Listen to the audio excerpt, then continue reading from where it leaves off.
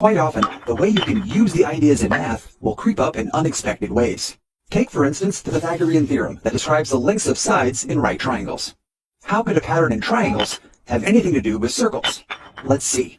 The Pythagorean Theorem states that in any right triangle, if you make squares out of each side, the two squares made from the legs of the triangle together have the same area as the square made from the hypotenuse. No matter how you squash or stretch a right triangle, this will always be true. Let's play with this pattern a bit. We'll take the hypotenuse and log its length, and pin down one end of it. With that length remaining unchanged, we can consider all of the right triangles that can still be made.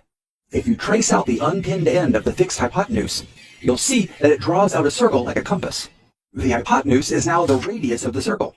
And if we think about this in terms of a grid of Cartesian coordinates, the triangle legs define the position of the points on the circle left to right along the x-axis and up and down along the y-axis. For every point on a circle, the coordinates in x and y will relate to the radius of the circle with the Pythagorean theorem. So this tweaked version of the Pythagorean theorem can also describe how to trace out a point in a circle. Instead of locking on the center of the circle at the origin, we could shift it horizontally or vertically. If we offset the center a certain distance to the right, we have to make sure the pattern doesn't mistakenly describe a circle with a bigger radius. So we have to subtract that offset amount from our x location to keep the relationship in balance. If we shift the center up vertically, we have to subtract that offset amount from our y location to maintain balance. When you see the formula for how to graph out a circle, remember that you're actually looking at a description for how to trace out a line with triangles using the Pythagorean theorem.